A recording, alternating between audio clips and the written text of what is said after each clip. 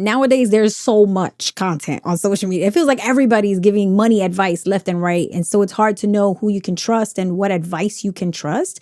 So what are some ways that you can easily identify the quality financial content that you can trust versus what you can't? Focus on the facts. So anyone who's just throwing out the word guarantee, there are almost no guarantees when it comes to finance. And when someone is guaranteeing you a return, hey, I'm going to guarantee you 500%. I'm going to guarantee you $100 or something like that. That is the first red flag. So anyone saying 100% of the time, a guarantee, like those are the first red flags. I'm like, hey, something is off here.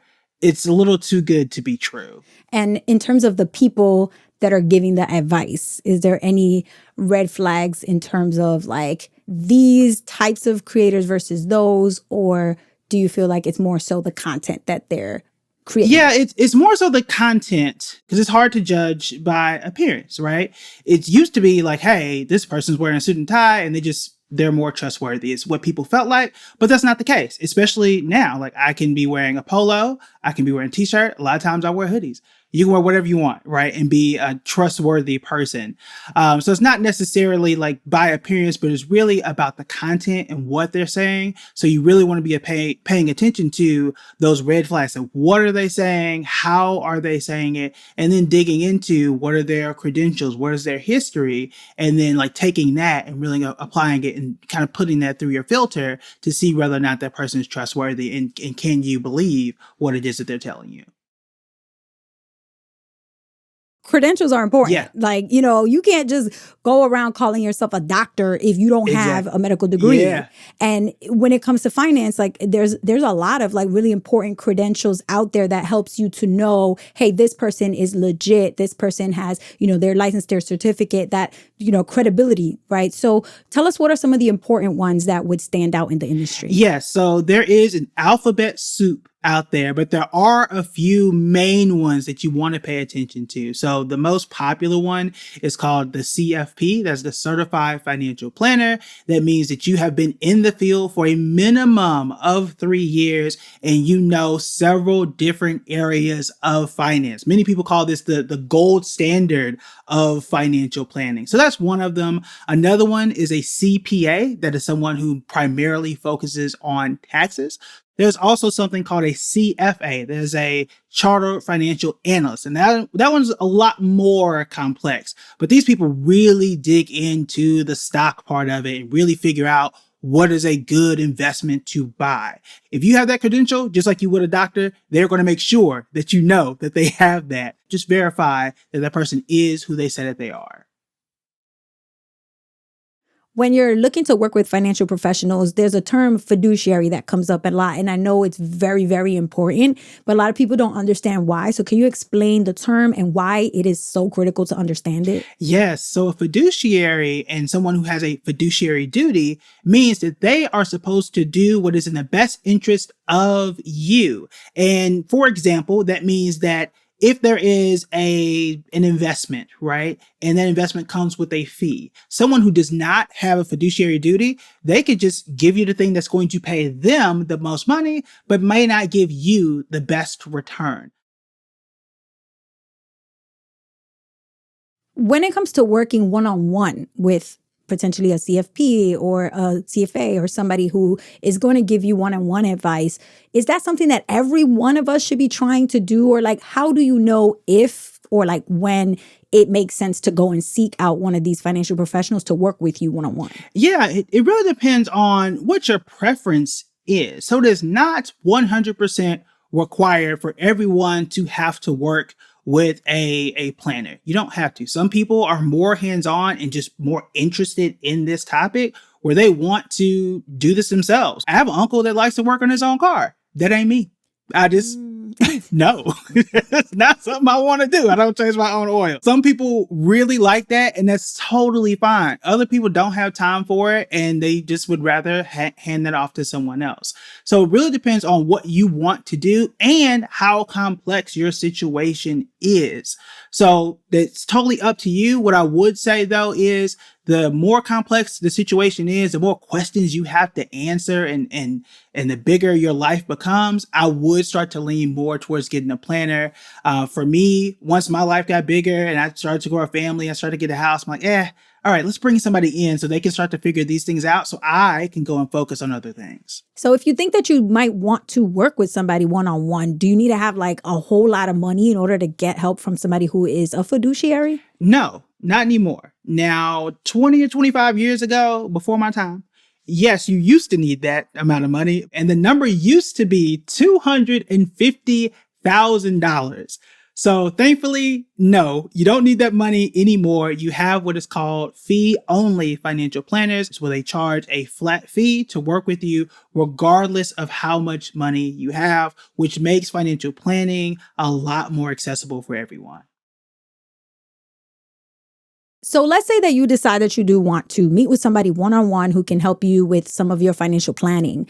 What are some of like the characteristics, the qualities, or the factors that you should consider so that you can decide if this person is a right person to hire? Yeah, that's a great question. So there are three primary things I'm going to look for. One, they have to have the credentials. I want to make sure that they know what they need to know. They can help me out in whatever area that I'm looking for. They need to be a fiduciary. I want to make sure that they are going to be in it to help me. And also, I want to make sure that they are listening. They need to be in that meeting asking me questions. They need to be knowing who I am. When you walk into that appointment and you meet that person, they should be asking you questions. I would say that 70% of that very first meeting should be you speaking to them and explaining yourself and talking about what you like to do, what your future plans are, what's been going on in your financial life, and just what you like to do, what you want to do with your money, and them writing notes, sitting down, and then just asking questions and say, hey, tell me more about X, Y, and Z. That is what that first meeting should be like. It should not be them telling you what to do. And the reason is, when it comes to money and when it comes to being a financial planner, they don't know what to do with your situation if they don't know you and they don't know where you want to be, right? It is a personal financial plan. And it's not a personal financial plan if I don't know you yet, right? So Right. I need to be able to listen to you. And if you're not listening as a financial planner, then you ain't the one for me. So now we learned all about financial professionals that can sit with you one-on-one and are qualified and credentialed to give us money advice. So should we all run home and tell mom and dad we need to hire a financial planner like immediately? Is that like the action step? So what do you think as like a takeaway here? Well, the thing is, it's going to depend. What I would do is run home and write down what your financial goals are, because it comes down to this. It's going to depend on how complex your financial goals are. So, for example, let's say my goal is just to save $10,000. That's relatively easy. I can just take that and divide it by however long I want to save for, right? I probably don't need to hire a financial planner to do that. That is relatively easy for anyone to sit down and do. But if it is invest to become a millionaire in the next 5 years, right, that might be a little more complex. So that is something I may want to hire a financial planner for. But I would say this, there are a lot of financial planners out there that will sit down for a free 1-hour conversation or a free intro conversation for 30 minutes just to explain what they do, how they do it. I think that is beneficial for almost everyone to have, just to understand like, hey, let's just sit down and talk. Almost like talking to a doctor and just having a normal checkup, right? A checkup for everyone is usually a good, normal thing to have. I think that is okay. There are a lot of cities in the US that have free financial counseling and coaching that is available just to have on a regular basis. And that may be a place that you want to start as well. Yeah, I like that a lot because it's really just about opening up the dialogue and being comfortable talking about money. It doesn't have to be so scary. We can be open and ask questions and learn that way rather than avoiding the topic.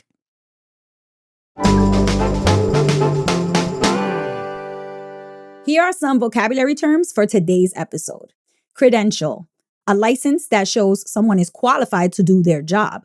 Fiduciary, someone who helps manage your money and is there for your best interest, not their own financial benefit. This is actually a legal requirement for many financial professional credentials, but not for all of them. CFP, Certified Financial Planner. This is someone with credentials to help you set money goals and prepare for your financial future. CFA, Chartered Financial Analyst. This is someone with credentials to help you grow your money with investments, risk management, and strategy. CPA, Certified Public Accountant. This is someone with credentials to help you with your taxes and with accounting or bookkeeping.